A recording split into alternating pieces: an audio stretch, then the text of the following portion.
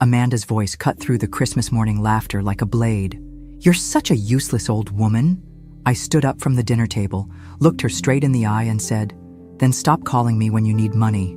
What she did next forced me to dial 911 within minutes.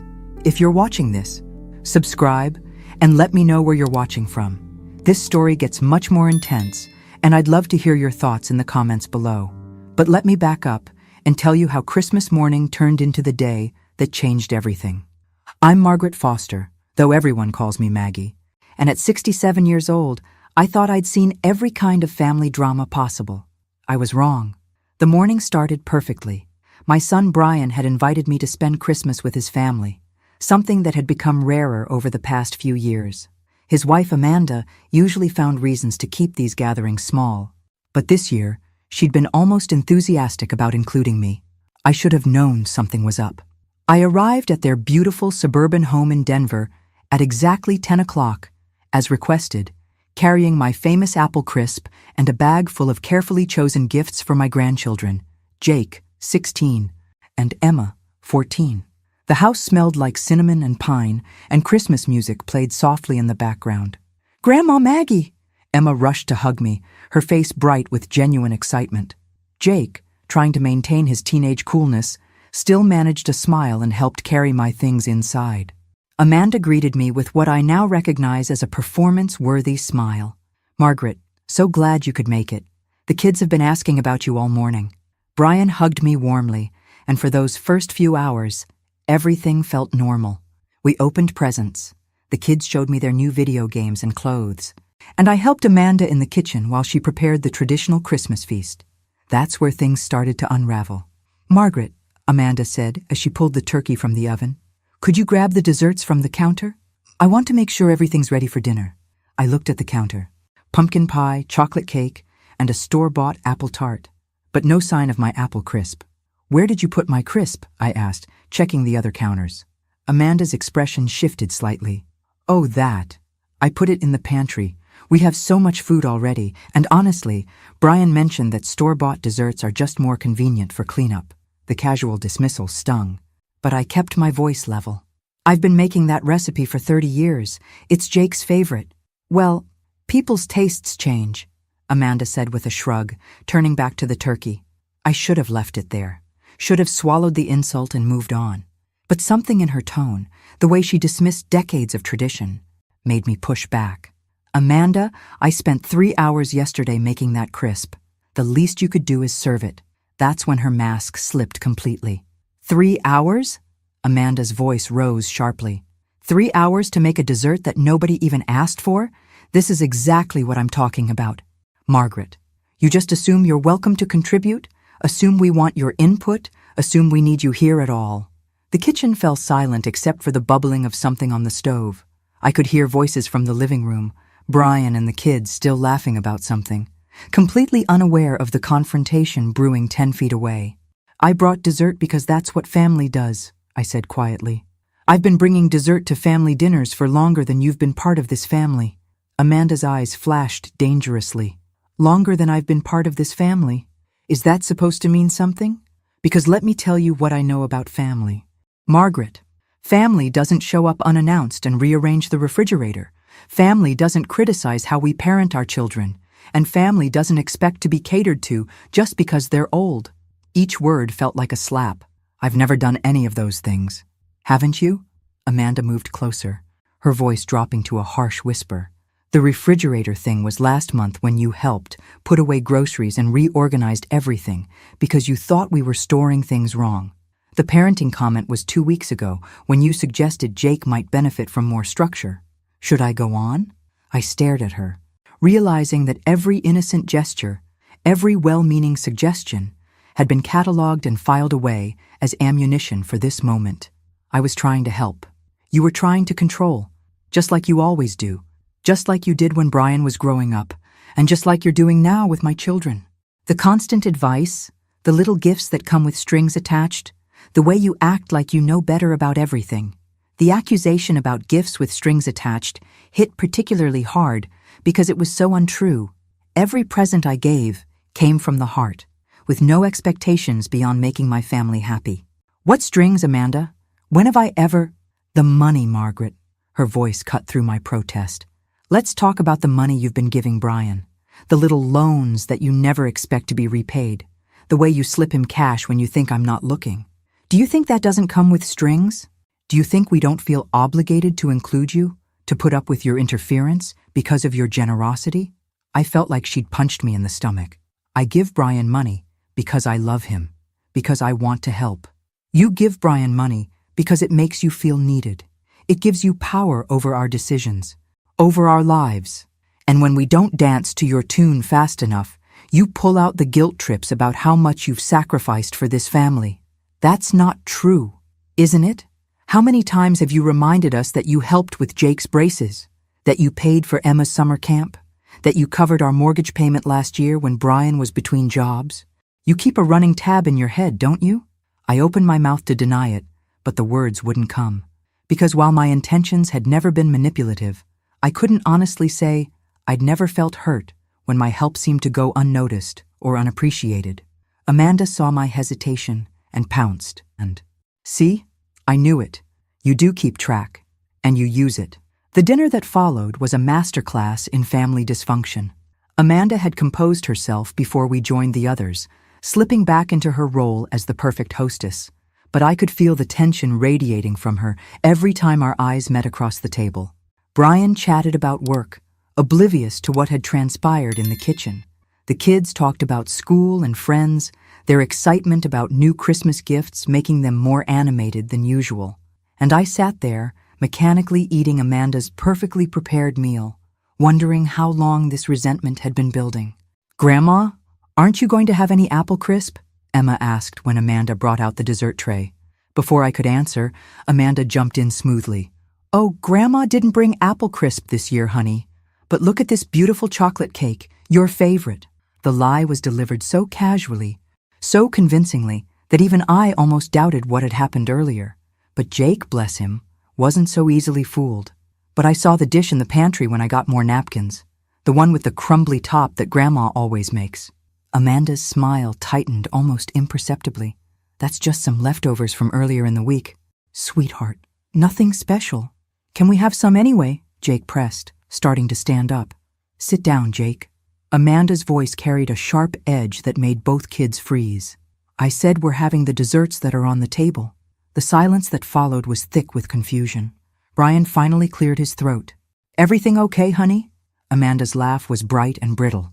"Of course, just trying to keep things organized. You know how chaotic Christmas can get." But Jake wasn't ready to let it go. With the determination that only a 16-year-old can muster when they sense injustice, he looked directly at me. "Grandma, did you make your apple crisp this year? The one with the oats on top?" I met his eyes, then glanced at Amanda. Her expression was carefully neutral, but I could see the warning there. This was my choice. I could play along with her version of events, let her maintain control of the narrative, or I could tell the truth and risk escalating the conflict. "Yes, Jake, I made it yesterday." "Then why can't we—" "Because," Amanda interrupted, her voice rising despite her obvious effort to control it. "Sometimes adults make decisions about what's appropriate for special occasions, and sometimes," she looked directly at me, "people need to learn that not every tradition needs to be preserved just because it's old." The insult was subtle enough that Brian missed it entirely, but I felt it like a physical blow. Not every tradition needs to be preserved just because it's old.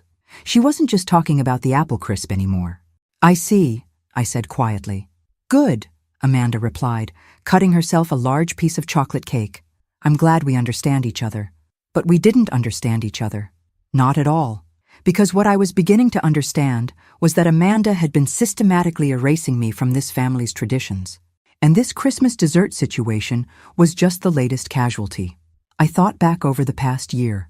How many family gatherings had I been excluded from with vague excuses about keeping things small?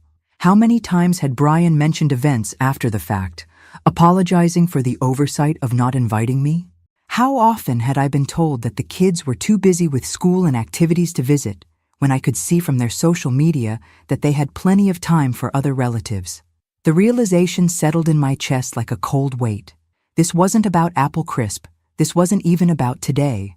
This was about Amanda's systematic campaign to minimize my presence in their lives while still maintaining access to my financial support when convenient. After dinner, I volunteered to help clean up, hoping for a chance to speak privately with Brian. But Amanda had orchestrated the post-meal activities with military precision. Brian was sent to the garage to work on some project with Jake. Emma was dispatched upstairs to organize her new clothes, and I found myself alone in the kitchen with Amanda. Perfect. This was exactly what she'd wanted. "I suppose you're proud of yourself," she said without preamble, scraping plates with more force than necessary. "I'm not sure what you mean." "The little scene at dinner, making me look bad in front of the children. Very mature, Margaret." I set down the serving dish I'd been carrying to the sink. "Amanda, I need to understand what's happening here. I feel like I'm missing something important." She turned to face me, abandoning all pretense of politeness. "What you're missing is the fact that this is my family, my home, my children, and I'm tired of pretending that your constant presence and interference are welcome. Brian is my son. Brian is my husband. Those children are mine. This house is mine. And I decide who gets to be part of our family celebrations and who doesn't." The possessiveness in her voice was startling, as if Brian and the kids were objects to be owned rather than people with their own relationships and feelings. "You can't just erase me from their lives because you feel threatened." Amanda laughed, a sound devoid of humor. "Threatened? By you? Margaret, look at yourself. You're 67 years old. You live alone in that little apartment. And the only reason anyone pays attention to you is because you write checks. Do you really think I'm threatened by that?" Each word was chosen to inflict maximum damage, and they hit their target with devastating accuracy. But something inside me rebelled against accepting this cruel assessment. "If that's really how you see me, then why do you keep accepting my money?" For the first time since the conversation began, Amanda looked genuinely uncomfortable. "That's different." "How is it different?" "Family helps family. You said so yourself." "But I'm only family when you need something from me?" Amanda turned back to the sink, her shoulders tense. "You don't understand the pressure we're under. Brian's job is demanding, the mortgage is expensive, the kids have needs. When you offer to help, we accept because we have to.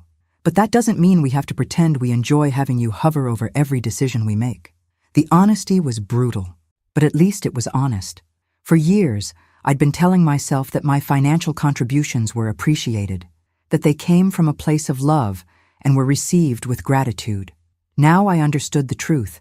They were tolerated as a necessary evil, and my presence was the price Amanda paid for access to my bank account. "So what do you want from me, Amanda? Do you want me to keep writing checks and stay away from family gatherings? Would that make you happy?" She considered this seriously, which told me everything I needed to know.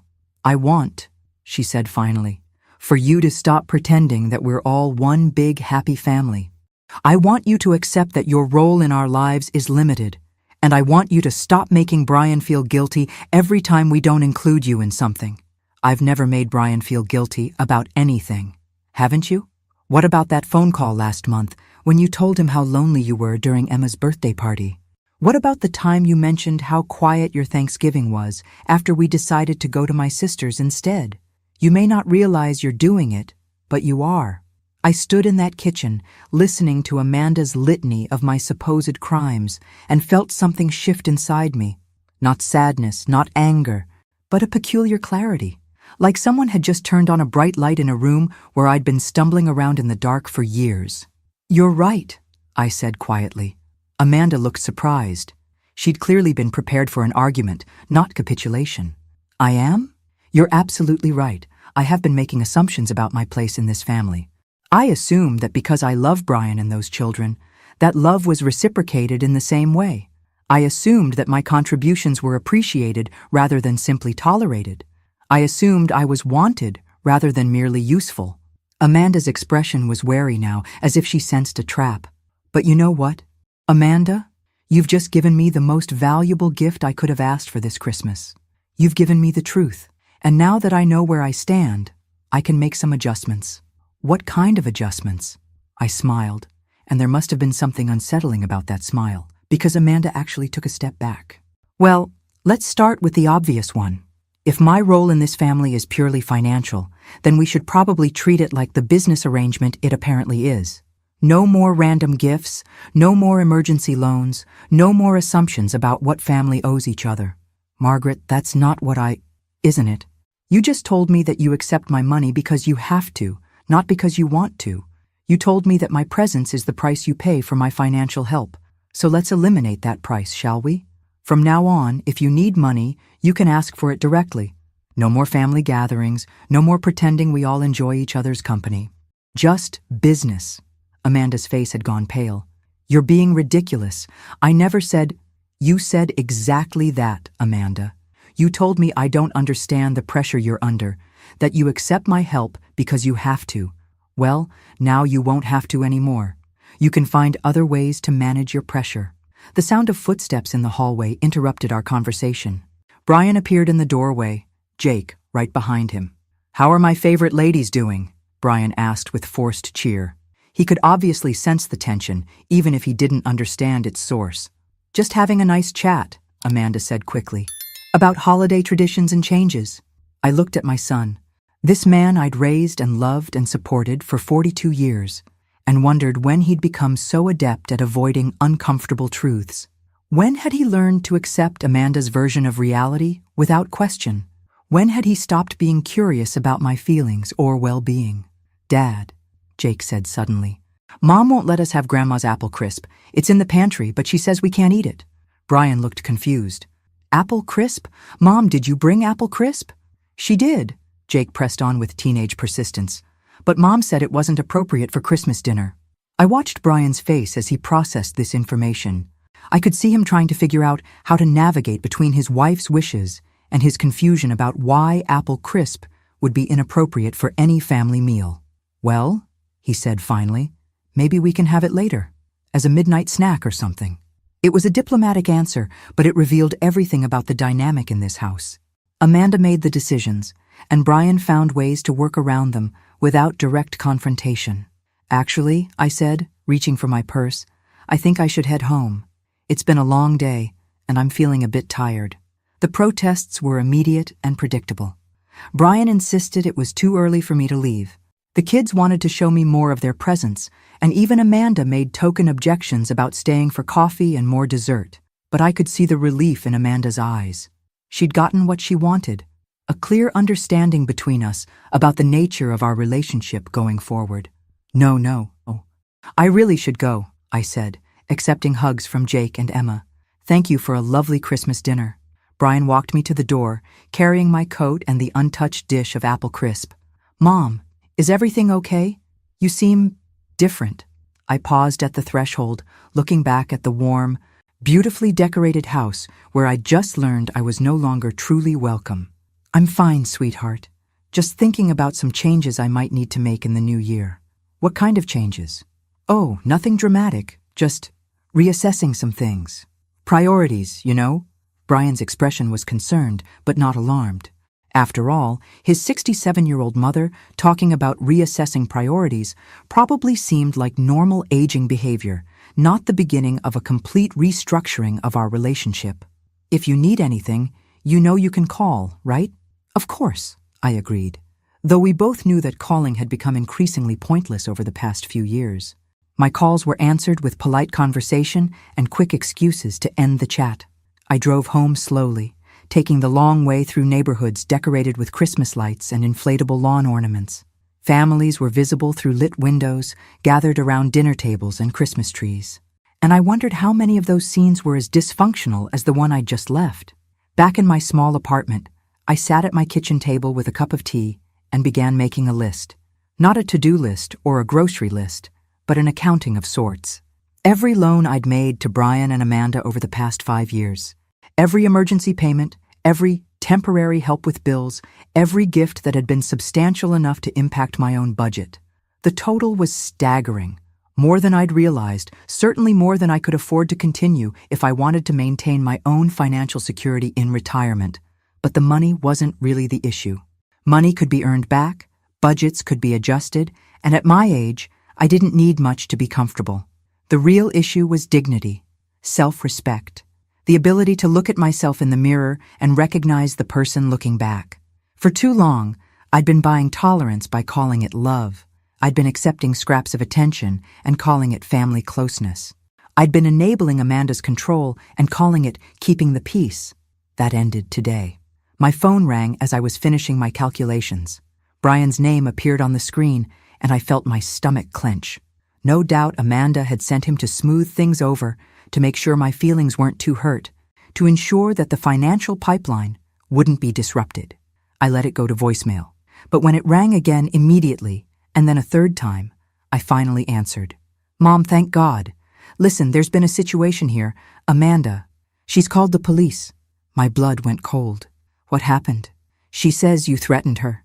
Says you made statements about cutting off contact with the family, and that she feels unsafe. The officers are here now, and they want to speak with you." The world tilted sideways. After everything that had happened today, after all the cruel words and calculated humiliations, Amanda was playing victim, and she was using the police to do it. 20 minutes later, I was sitting in my own living room answering questions from Officer Patricia Wells, a no-nonsense woman in her 40s who looked like she'd seen every kind of family drama imaginable. "Mrs. Foster, your daughter-in-law claims you made threatening statements about cutting off all contact with the family, and that your behavior today was erratic and concerning. Can you tell me your version of what happened?" I almost laughed. After years of Amanda's manipulation, she'd finally overplayed her hand. Because there's one thing about being 67 years old with a clean record, police officers tend to listen when you speak calmly and rationally. "Officer Wells, Amanda told me today that my role in the family is purely financial. She explained that they tolerate my presence because I help with their expenses, but that they don't actually enjoy having me around. When I said I understood and would adjust my expectations accordingly, she apparently interpreted that as a threat." Officer Wells made notes. "What kind of financial help are we talking about?" I pulled out the list I'd been making when Brian called. "Over the past 5 years, I've provided approximately $43,000 in loans and gifts, mortgage payments, car repairs, children's expenses, none of which I've ever asked to be repaid." The officer's eyebrows rose slightly. "That's substantial. And you never expected repayment?" "I'm a mother, Officer Wells. I help my family because I love them. Or at least, I thought that's what I was doing. Today I learned I was actually paying for the privilege of being treated poorly." Officer Wells studied me for a long moment. "Mrs. Foster, I need to ask directly. Did you make any statements that could be interpreted as threats?" "I told Amanda that if our relationship was purely financial, we should treat it as such. No more family gatherings where I'm barely tolerated. No more pretending we all enjoy each other's company. If they need money, they can ask directly. But I won't continue subsidizing people who clearly resent my presence." That doesn't sound like a threat to me. It wouldn't be, to a reasonable person. But Amanda isn't reasonable. She's been systematically isolating me from my son and grandchildren while maintaining access to my bank account. Today, when I finally understood what was happening and said I wouldn't continue enabling it, she panicked. Officer Wells closed her notebook. "Mrs. Foster, I'm not seeing any evidence of threatening behavior here. It sounds like a family disagreement about boundaries and financial arrangements. However, I do need to document this call for the record." After she left, I sat in my quiet apartment and realized something profound. I wasn't devastated. I wasn't heartbroken or confused or desperate to fix things with Amanda. I was angry.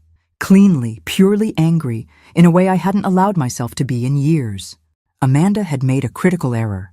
By calling the police, she'd forced this conflict into the open where it could be examined objectively. And under objective examination, her position looked exactly like what it was: manipulative, cruel, and unsustainable. My phone buzzed with a text from Brian. "Mom, I'm sorry about the police thing. Amanda was upset and overreacted. Can we talk tomorrow and sort this out?" I stared at that message for a long time. Even now, even after everything that had happened, Brian was framing this as Amanda being upset rather than deliberately malicious. He was suggesting we sort this out as if I were equally responsible for the conflict. I didn't reply. Instead, I opened my laptop and began researching something that had been nagging at the back of my mind all evening. Amanda Mitchell, now Amanda Foster, had been remarkably vague about her life before meeting Brian. I'd always attributed this to the normal privacy of a woman who'd had relationships before marriage. But sitting at my computer that night, I realized I knew almost nothing concrete about my daughter-in-law's background. Where had she gone to college? What was her maiden name? Where had she worked before becoming a stay-at-home mother? Basic questions that, after 8 years of family membership, I couldn't answer. Brian had met her at a Denver coffee shop where she'd been working as a manager. That much I knew. But when I searched for Denver coffee shops that might have employed someone named Amanda Mitchell around 2015, I hit dead ends. Either the shops had closed, been renamed, or their employee records weren't publicly accessible. What I could find, however, were court records. 3 Amanda Mitchells in the Denver area had been involved in civil litigation between 2010 and 2015. 2 were clearly different people. Wrong ages, wrong physical descriptions based on case documents. But the third, Amanda J. Mitchell, age 28 in 2014, had been sued by a former employer for embezzlement. The case had been settled out of court, records sealed, but the initial filing was still accessible. She'd been accused of systematically stealing from client accounts over an 8-month period, using her position as office manager to cover her tracks. The timeline fit perfectly. The case was settled in early 2015. Brian met Amanda in late 2015. A woman with a sealed embezzlement case on her record might well need to reinvent herself, find a stable man with family money, and create a new life built on someone else's financial foundation. I sat back in my chair, pieces clicking into place. Amanda's insistence on managing all the household finances, her detailed knowledge of our family's financial situation, information that had to come from Brian, but which she wielded with surprising precision. Her systematic isolation of me from family activities while maintaining access to my financial support. This wasn't just about a daughter-in-law who didn't like her mother-in-law. This was about a woman with a history of financial manipulation who'd found the perfect setup, a generous husband with a wealthy mother, both too trusting to ask hard questions about her past. But I needed more evidence before I could act on these suspicions. And I needed to understand exactly how deep Amanda's manipulation went. The next morning, I called my bank and requested copies of all checks I'd written to Brian or Amanda over the past 5 years. Then, I called my financial advisor and asked him to walk through my account activity, particularly any large withdrawals that might have been made to help my family. What I learned made my blood run cold. According to my records, I'd been far more generous than even I had realized. The $43,000 I'd calculated was just the direct payments. There had been numerous other transactions. Gift cards purchased for the grandchildren but delivered to Amanda. Deposits made directly into their account during financial emergencies. Even payments made to vendors for home repairs and improvements. The total was over $67,000 in 5 years. But here's what really caught my attention. Several of the emergency payments had been requested during months when Brian's salary should have been more than adequate to cover their expenses. Unless their spending was completely out of control, or unless someone was siphoning money from their household budget. I thought about Amanda's designer handbags, her frequent spa days, her expensive yoga classes that she mentioned in social media posts. I thought about how she always seemed to have money for her personal interests while claiming they were struggling with basic household expenses. That afternoon, I did something I'd never done before. I drove to Brian's neighborhood and parked across from their house. Not to spy exactly, but to observe, to see if my new perspective on Amanda's character would reveal things I'd missed before. What I saw was illuminating. At 2:30, a delivery truck arrived. Not a standard package delivery, but a furniture truck from an expensive boutique store downtown. 2 men unloaded what appeared to be a dining room set, table, chairs, and a sideboard that looked like it cost more than most people's cars. 30 minutes later, Amanda's car pulled into the driveway. She got out carrying shopping bags from Nordstrom, Anthropologie, and several other upscale retailers. This was a Tuesday afternoon in late December, right after Christmas, and she was on a major shopping spree. I remembered the conversation from yesterday, how Amanda had mentioned the pressure they were under, the expensive mortgage, Brian's demanding job, how they had to accept my financial help because of their circumstances. Yet here she was, spending what looked like thousands of dollars on furniture and clothes, less than 24 hours after playing the victim to police officers about our family disagreement. My phone rang. Brian's name appeared on the screen, and this time I answered. "Mom, I'm glad you picked up. We need to talk about what happened yesterday. Amanda's really upset, and I think there are some misunderstandings we need to clear up." "Brian, where are you right now?" "At work." "Why?" "Just curious. Is Amanda home today?" "Yeah. She had the day off. She was going to catch up on some errands and maybe do some after Christmas shopping. The kids are at friends' houses, so she has some time to herself. After Christmas shopping. With what money?" I wondered. The money they didn't have because of their financial pressure and expensive lifestyle? "Brian, I need to ask you something, and I want you to think carefully before you answer. How much money do you think I've given your family over the past 5 years?" There was a long pause. "I don't know, Mom. We've never kept a running total. You've been generous, but $67,000. "Brian." The silence stretched so long, I thought we'd been disconnected. That can't be right. I have bank records, canceled checks, and transaction histories. $67,000 in loans, gifts, emergency payments, and direct expenses I've covered for your family. Mom, even if that number is accurate, you've never made us feel obligated, haven't I? According to Amanda, that money comes with strings attached. According to her, you both feel obligated to include me in family activities because of my financial contributions. She told me yesterday that you accept my help because you have to, not because you want to. Another long silence. She said that? She said a lot of things, Brian. But what concerns me most is that she asked you to call me today to sort this out. Not because she feels bad about how she treated me, but because she's worried I might stop writing checks. That's not... Mom, you're making this sound more calculated than it is. Am I? Tell me something, Brian. When was the last time Amanda suggested including me in a family activity? Not when you suggested it, but when she initiated the invitation. I could hear him thinking, searching his memory for an example that would prove me wrong. Well, yesterday. Christmas dinner was her idea. And how did that work out? That evening, I received a phone call that changed everything. The caller identified herself as Detective Sarah Reeves from the Denver Police Department's Financial Crimes Unit. "Mrs. Foster, I understand you've been researching someone named Amanda Mitchell. Can I ask why you're interested in her?" My heart stopped. Who is this really?" "Ma'am, I'm a detective with Denver PD. Your internet searches triggered some alerts in our system. Amanda Mitchell is a person of interest in an ongoing investigation, and we'd like to speak with you about your connection to her." The world tilted sideways. "She's my daughter-in-law, Amanda Foster now. She married my son. When did this marriage take place?" 2016. They've been married about 8 years. "Mrs. Foster, would you be willing to come to the station tomorrow morning? There are some things you need to know about Amanda Mitchell, and there are some things we need to know about your relationship with her." I barely slept that night. Every interaction with Amanda over the past 8 years replayed in my mind, viewed through the lens of what I was beginning to suspect, that she was not just manipulative, but professionally criminal. At 9 a.m. sharp, I was sitting in Detective Reeves's office, looking at a file folder with Amanda's photo clipped to the front. Mrs. Foster, Amanda Mitchell, has been using multiple identities for at least 10 years. The embezzlement case you found online was just the beginning.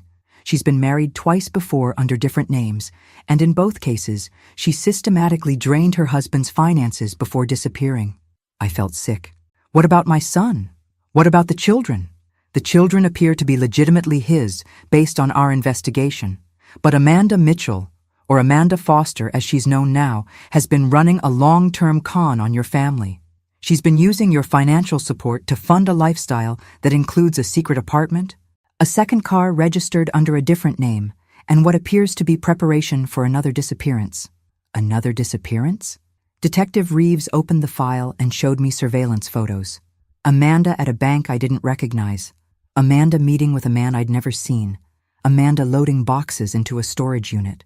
"We believe she's been planning to leave your son for several months. The pattern is always the same. She establishes herself with a financially stable family, extracts as much money as possible, and then vanishes with whatever assets she can liquidate.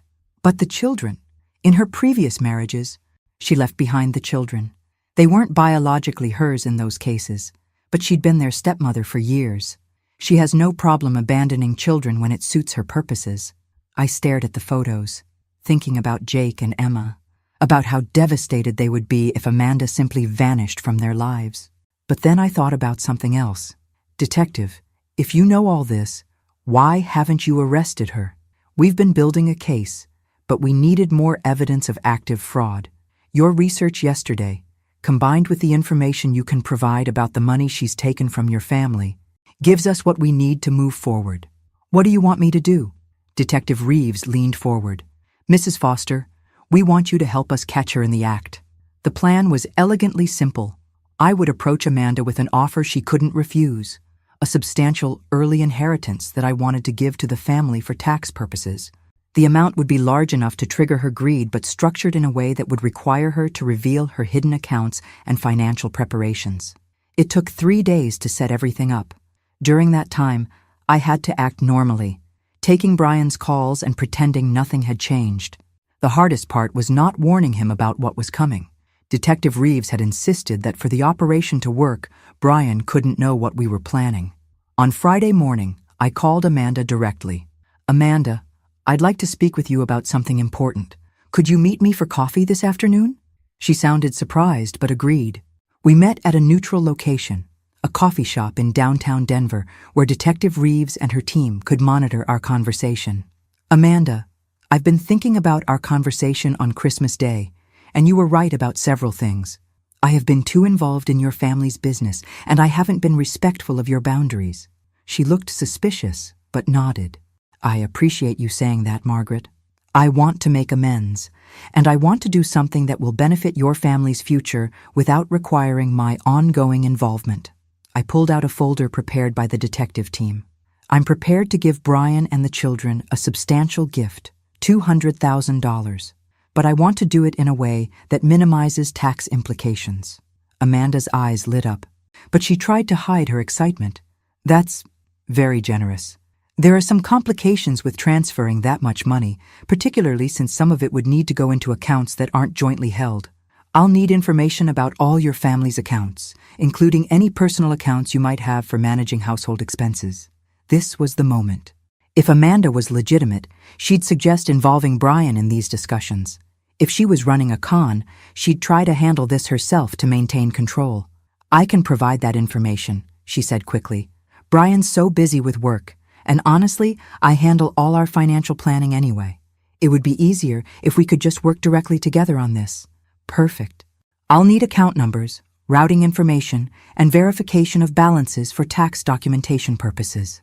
Over the next 20 minutes, Amanda provided details about not just their joint accounts, but 3 additional accounts I'd never heard of. She also mentioned investment accounts and a business account for a consulting company I didn't know she owned. What she didn't know was that our entire conversation was being recorded, and that Detective Reeves was watching from a table across the cafe. There's just one more thing, Amanda. The transfer will need to happen quickly, within the next few days, to meet the tax deadline. Can you make sure all these accounts are ready to receive funds? Absolutely. Margaret, I want you to know, I think we got off on the wrong foot at Christmas. This is exactly the kind of fresh start our family needs. As I walked to my car after the meeting, Detective Reeves called me. Mrs. Foster, we got everything we needed. 3 of those accounts she mentioned are under false names, and one of them has been receiving regular transfers from your family's joint account. We'll be making arrests tomorrow morning. The next morning, I got the call I'd been waiting for. Brian, his voice shaky and confused. Mom, Amanda's been arrested. They're saying she's wanted for fraud in 3 states. They're saying she's not even who we thought she was. That afternoon, sitting in my quiet apartment with a cup of tea and my apple crisp, finally served at the right temperature, I reflected on how completely my life had changed in 1 week. Amanda was in custody, facing charges that would likely keep her away from any family for a very long time. Brian was devastated, but beginning to understand the scope of how he'd been manipulated. The children were confused but safe, and slowly learning that their grandmother had helped protect them from something they were too young to fully understand. Most importantly, I had my dignity back. I'd stopped being a victim and started being someone who refused to accept unacceptable treatment. At 67 years old, I'd learned that it's never too late to stand up for yourself, and sometimes the best revenge is simply refusing to be anyone's victim ever again. Thanks for listening. Don't forget to subscribe and feel free to share your story in the comments. Your voice matters.